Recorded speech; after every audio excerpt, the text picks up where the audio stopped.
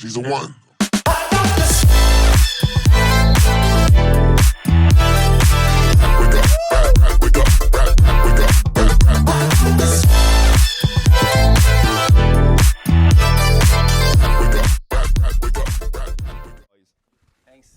Thanks so much. So maybe just start off with what's Front doing, what we're doing, etc., and maybe a bit of the localization of the engineering teams. So it's probably of relevance to the audience. Hey everyone, so I'm Laurent, I'm CTO and co-founder at Front. Front is an email client for Teams. Businesses usually use emails to communicate with the outside world, but email was not made to collaborate. So we took email and we built a collaboration layer on top of it. I'm sorry. Okay. Okay, let's start again. So Front is an email client for Teams. So businesses mostly use emails to communicate with the outside world, but email was not made for Teams. So we augmented email with a collaboration layer so that you can have assignments, you can have private comments, and it means that your inbox becomes an audit trail of every decision that has been made in the company that you can share with your team. And you have engineering teams in US? Yeah, so we started originally from Paris, and pretty quickly we moved the entire team to San Francisco. We grew there, and a year ago we opened an office back in Paris. So now we have two offices, one in San Francisco where we have about 100 people, and one in Paris where we have about 30 people. Awesome. Yes, I'm Pierre from Genji. We're an expense management system, and we have an engineering team which is based in Paris and Rennes. So very two sides as well, but very French. So I'll try not to have too much of a bias. So pretty much everyone wants to hire great devs, but no one seems to be pretty sure, unless you're sort of operating at scale, on what constitutes a great dev and what's like the best sort of quality that you look into your hiring process. Yes, so the first thing to realize is that if you're building a SaaS product, you need a certain breed of engineers. So some engineers might work great for other businesses, but there is a certain breed of engineers that work great for SaaS.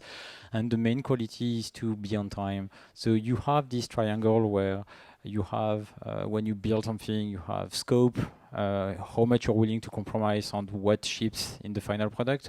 You have time and you have quality, and you have to find people that are willing to compromise on scope. So you have a quarter, the team has to ship something by the end of the quarter, and they have to be product minded enough to realize what is optional and what can be cut and still have a relevant product at the end.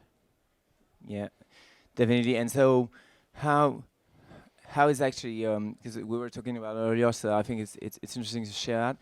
What do you think is actually specific to SaaS engineering as a whole, instead of like engineering classic, would say? Yeah, so I found that what is really specific is that it requires a really high level of trust. So you have, for example, like you're running a product, you have an outage, and it means that if it happens the last week of the quarter, it can threaten and prevent your sales team for closing their quota, which has a direct personal impact on them. And that's when you'll know if you have a high enough level of trust. The problem is that it's usually hard to build a channel where engineers can receive feedback about how the rest of the company perceive that they're doing. For example, one thing we do is that you have anonymous questions every week in the company, and so it's a way for people to be able to ask questions if they don't understand why this thing happened or why this feature was late.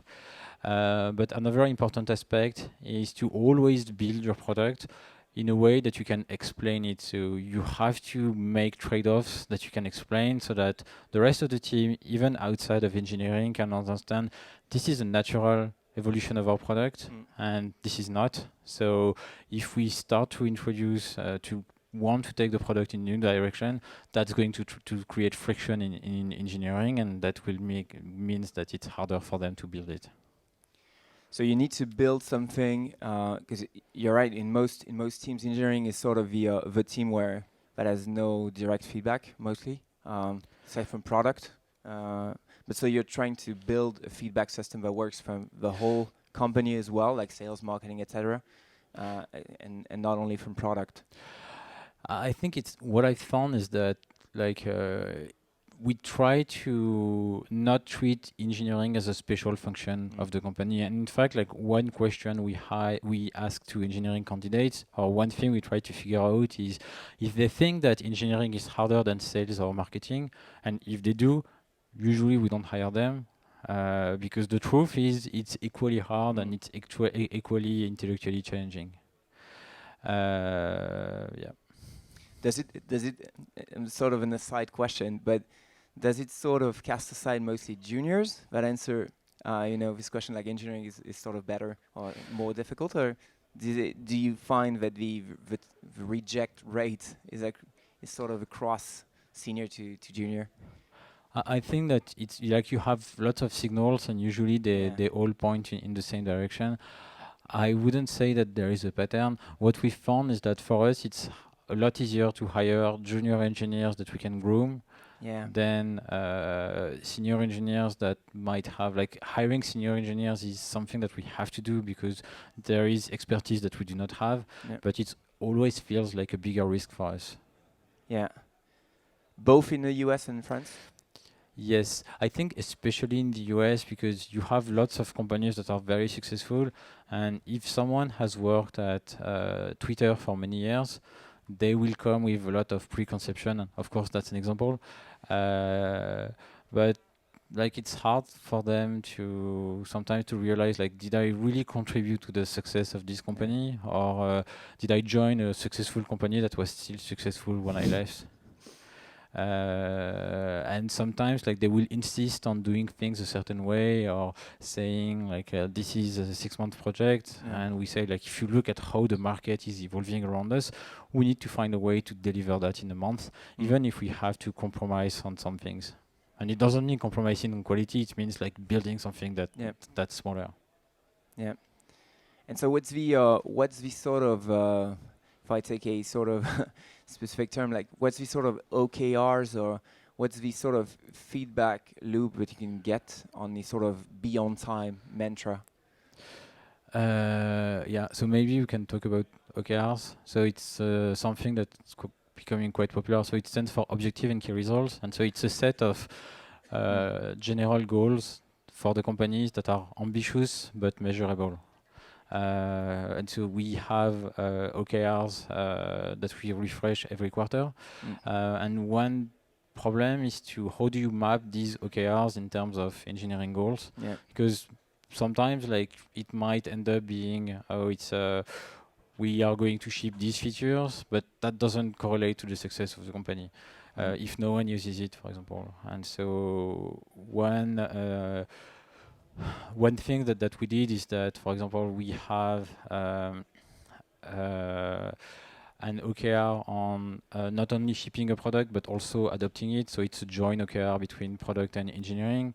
We can do things like we have a general OKR on making a product that customers can't live without, and the security team will implement it as what are all the things that can make the product visibly insecure, even if it's not truly insecure, and how do we reduce that perception? How do we find a way to measure that?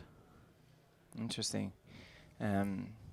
Interesting. So you even have OKRs for security teams as well, and not based on like being owned or anything. So proactive. Like for security, like for example, one of the first like draft they made of how they would measure is like we have 0 security incident. The problem is that it's not very measurable because it's 0 until you have one. But what you can do is you can build a threat matrix. You can try to score like things in terms of how likely is this to happen, and if it happens, how bad is it for us, and if it's bad for us, how much it makes us look like amateurs. That's a problem. Yeah, that's true. And then you can rank them, and you can have an OKR. Okay, let's reduce that number by 10% this month, And if we're not moving fast enough, then it creates an incentive to increase the size of the security team. But it's a decision that almost anyone in the company can make, and it means that we give a framework to the rest of the company about how to reason about our security posture. And so the OKRs on engineering, for example, on beyond time. So how do you actually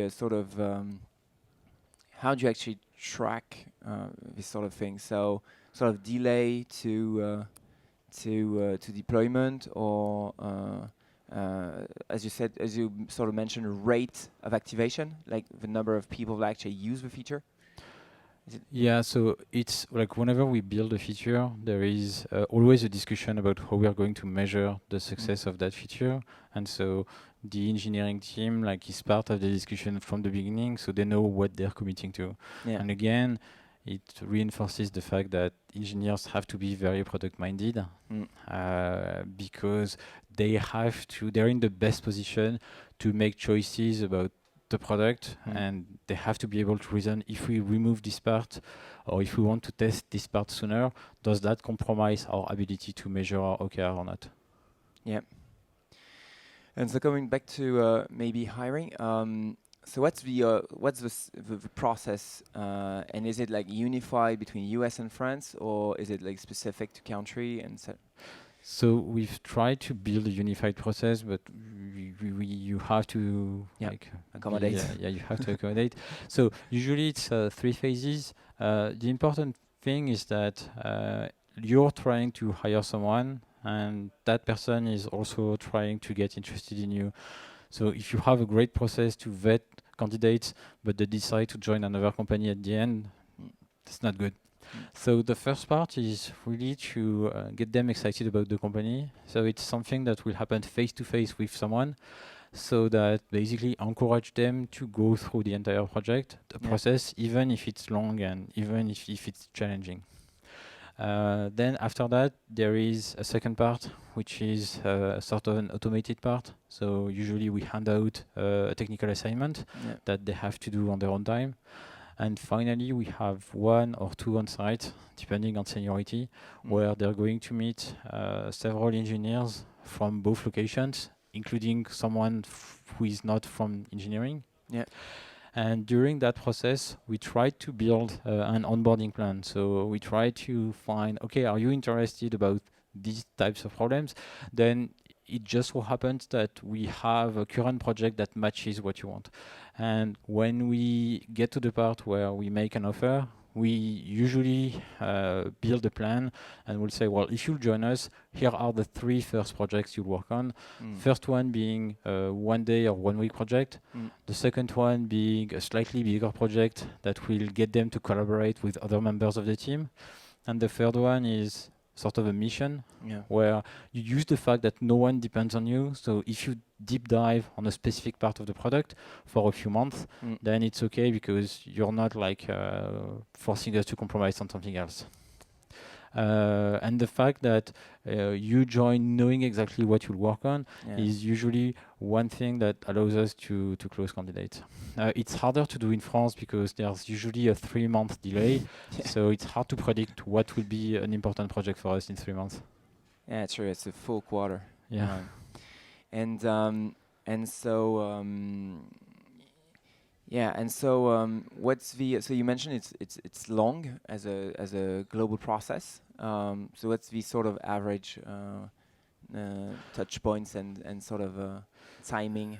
So it depends. In the US, we manage to get it. It's usually less than 2 weeks. 2 weeks from start to finish, because candidates move, engineers move around companies very quickly. Yeah. And so the speed of the process is usually the most important thing. Yeah, one of the keys. Interesting. And in terms of maybe a hot topic in some ways, in terms of compensation. So compensation obviously depends on countries, etc. But there's all sorts of models. Like obviously the sort of most amateur and maybe probably most used is like age or sort of level. So what's your sort of compensation model? Is it a matrix? Is it a bidimensional? So it's a bit of several things. It's a bit organic. The first thing is that we do have an internal scale, but we do not have titles. So there is a scale, but it's not reflected in, like everyone is a software engineer.